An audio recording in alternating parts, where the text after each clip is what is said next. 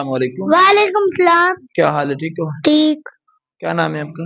عبداللہ۔ اور آپ کا کیا نام ہے؟ محمد شمروز۔ اور آپ کا؟ محمد سمیع اللہ۔ کیا کرتے ہو آپ؟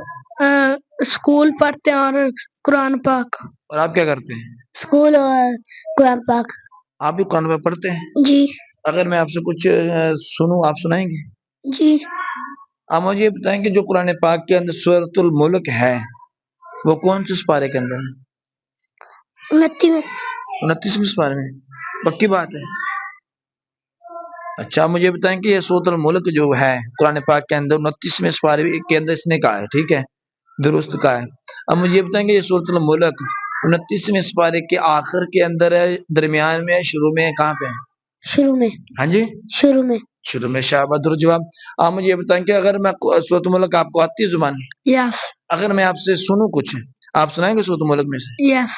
آپ مجھے یہ بتائیں کہ آپ مجھے یاد سے سنائیں، قل هو الذی انشأکم وجعل لکم السمع، ادھر سے پڑھیں۔ قل هو الذی انشأکم وجعل لکم السمع والابصار والافئدۃ قلیلا ما تشکرون۔ قلیلا ما تشکرون ویقولون متى۔ نہیں، ایک کا یاد چھوڑ دیں آپ۔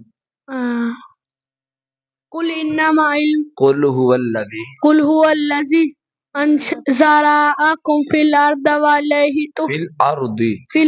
وإلیہ تحشرون ویقولون متى هذا الوعد إن کنتم صادقین قل انما العلم عند اللہ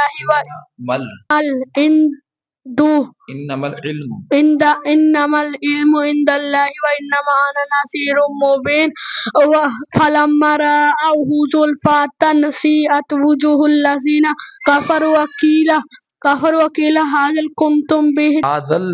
هذا الذی کنتم به تدعون۔